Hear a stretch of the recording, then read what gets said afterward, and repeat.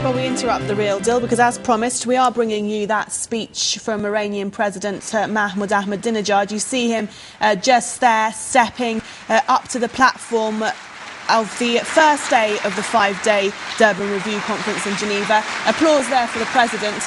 Let's go in as he takes his place to listen to his speech.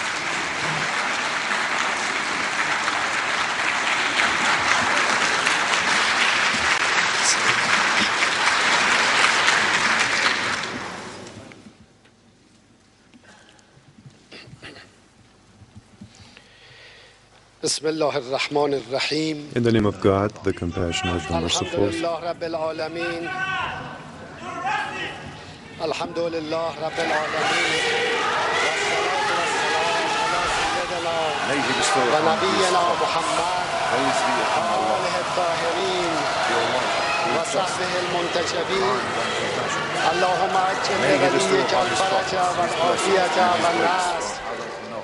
واجعلنا من خير أنصاره وأعوانه والمستشهدين بين يديه. Who were the harbingers of monotheism, fraternity, love.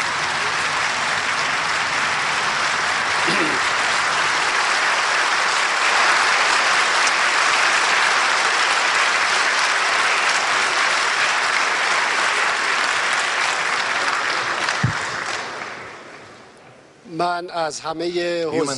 would like to ask the respected audience to forgive these people. They are misinformed. Forgive these ignorant people. In the name of God, the compassionate and merciful. In the name of God, the compassionate and merciful. Praise be upon Allah, the Almighty, who is just, kind. God's praise be upon His Prophet and His holy household.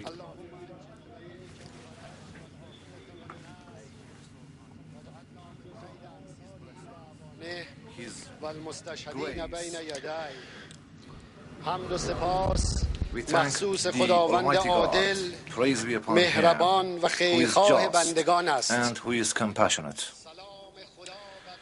And the salutations and regards of Allah to His prophets, from Noah to Abraham, Moses, Jesus Christ, and His last prophet Muhammad, peace be upon them all, who were the harbingers of monotheism, fraternity, love, human dignity, and justice. Mr. Chairman, Honorable Secretary General of the United Nations, Madam High Commissioner, ladies and gentlemen, we have gathered here in the follow-up to the Durban Conference against racism and racial discrimination to work out practical mechanisms for our holy and humanitarian campaigns.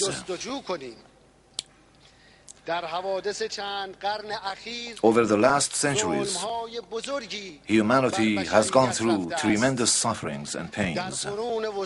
In the medieval ages, thinkers and scientists were sentenced to death.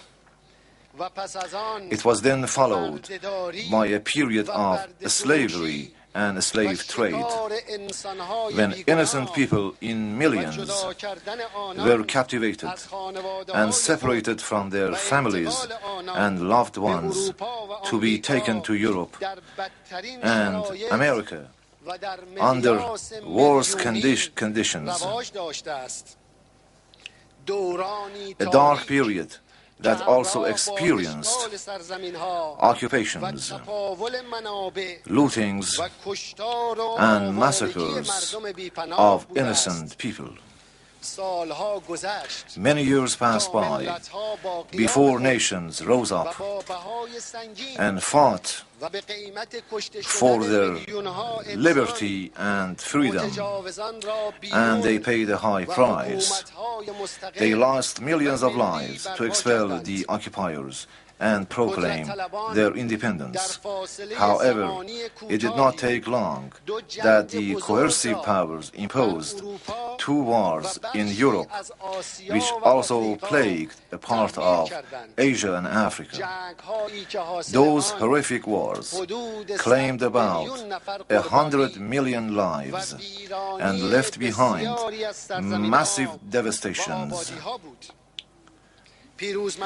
Had lessons been learned from the occupations, horrors and crimes of those wars, there would have been a ray of hope for the future. The victorious powers called themselves the conquerors of the world, while ignoring or downtreading the rights of other nations by the imposition of oppressive laws and international arrangements. Ladies and gentlemen, let us take a look at the UN Security Council, which is one of the legacies of the World War II and World War I. What was the logic behind their granting themselves the veto rights? How can such a logic comply with humanitarian or spiritual values? Could it be in conformity with the recognized principles of justice, equality before law, love and human dignity?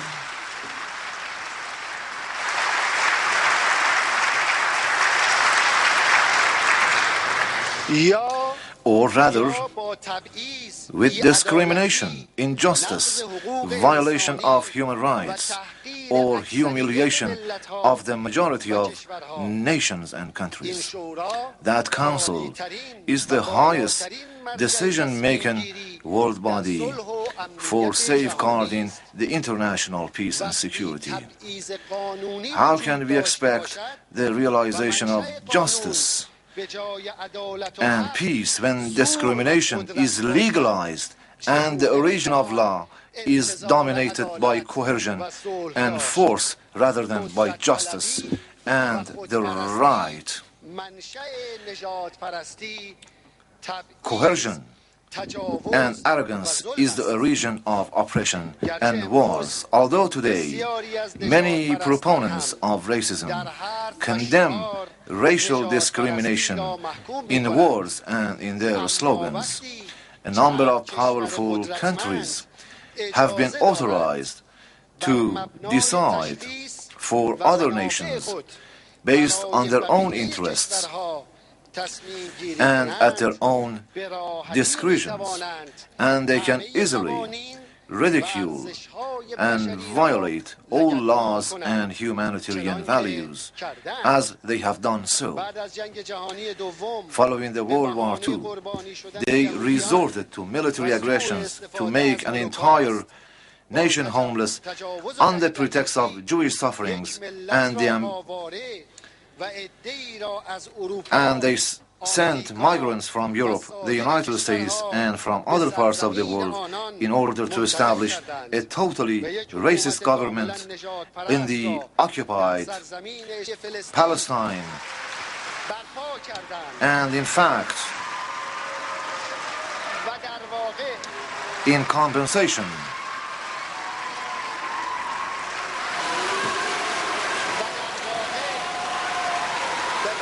for the dire consequences of racism in Europe,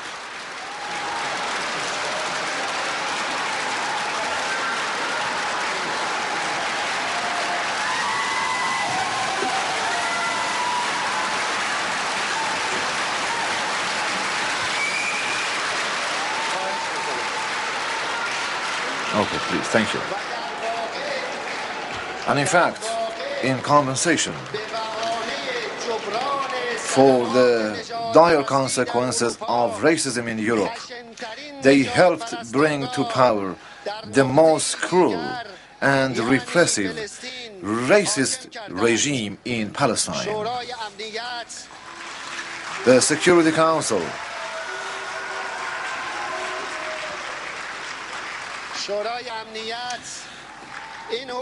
helped stabilize this occupation regime and supported it in the past 60 years, giving them a free hand to continue their crimes. It is all the more regrettable that a number of Western governments and the United States have committed themselves to defend those racist perpetrators of genocide, whilst the awakened conscience and free-minded people of the world condemn aggressions, brutalities, and bombardments of civilians in Gaza. They have always been supportive or silent against their crimes. And before that, they have always been silent with regard to their crimes. Distinguished delegates, ladies and gentlemen, what are the root causes of U.S. attacks against Iraq or invasion of Afghanistan?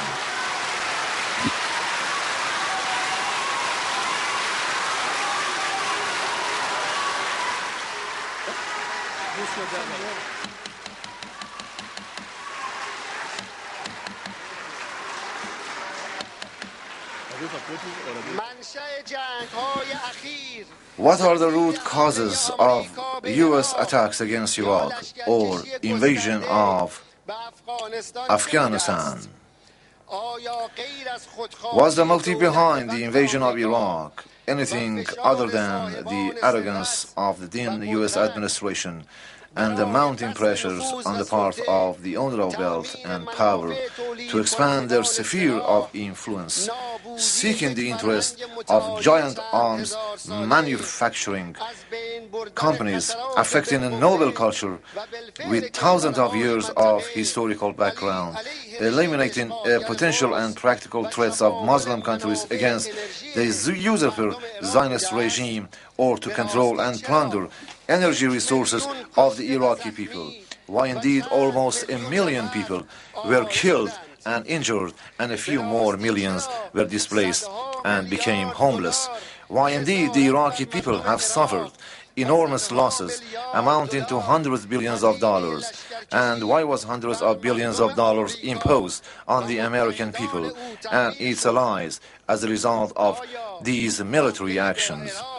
Wasn't the military action against Iraq planned by the Zionists and their allies in the then U.S. administration in complicity with the arms manufacturing companies and the owner of the wealth?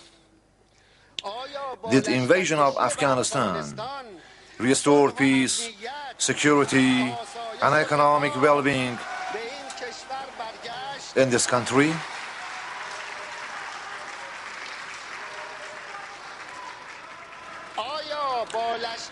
The United States, did the invasion of Afghanistan restore peace, security, and economic well-being in this country? The United States and its allies not only have failed to contain the production of drugs in Afghanistan,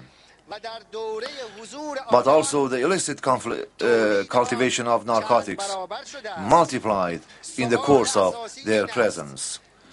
The basic question is that what was the responsibility and job of the then U.S. administration and its allies? Did they represent countries of the world? Have they been mandated by them? Have they been authorized on behalf of the people of the world to interfere in all parts of the globe, and of course, mostly in our region? Aren't these measures a clear example of egocentrism, racism, discrimination, or infringement upon the dignity and independence of nations? Ladies and gentlemen, who are responsible for the current global economic crisis? Where did the crisis start from? From Africa? From Asia? Or was that first from the United States, then spread into Europe and to their allies? For a long time, they imposed inequitable economic regulations by their political power on the international economy. They imposed a financial and a monetary system without a proper international oversight mechanisms on nations and governments that played no role in the repressive trends or policies. They have not even allowed their people to oversee or monitor their financial policies. They introduce all laws and regulations in defiance to all moral values, only to protect the interests of the owners of wealth and powers. They further presented a definition for market economy and competition that denied many of the economic opportunities that could be available to other countries of the world. They even transferred their problems to others, whilst the wave of crisis lashed back, plaguing their economies with thousands of billions of dollars in budget deficits. And today, they are injecting hundreds of billions of cash from the pockets of their own people into the failing banks, companies, and financial institutions, making the situation more and more complicated for their economy and their people. They are simply thinking about maintaining power and wealth. They couldn't care any less about the people of the world and even about their own people. Mr. President, ladies and gentlemen, racism is rooted in the lack of knowledge concerning the truth of human existence as the selected creature of God.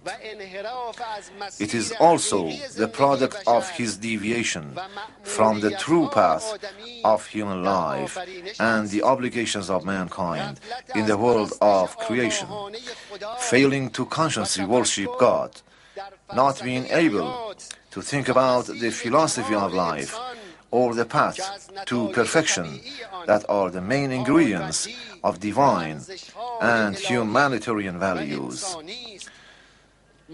have restricted the horizon of human outlook, making transient and limited interest a yardstick for his actions. That is why the cells of devil's power took shape and expanded its realm of power by depriving others from enjoying equitable and just opportunities to development. The result has been the making of an unbridled racism that is posing the most serious threat against the international peace and has hindered the way for building peaceful coexistence in the entire world. Undoubtedly, racism is the symbol of ignorance, which has deep roots in history, and it is indeed a sign of frustration in the development of human society. It is therefore crucially important to trace the manifestations of racism in situations or in societies where ignorance or lack of knowledge prevails in the societies. This increasing general awareness and understanding towards the philosophy of human existence is the principal struggle against such manifestations. which is the key to understand the truth that humankind centers on the creation of the universe, and the key is a return to spiritual and moral values, and finally the inclination to worship God the Almighty. The international community must initiate collective moves to raise awareness in the afflicted societies where ignorance of racism still prevails, so as to bring to a halt the spread of these malicious manifestations. Dear friends, today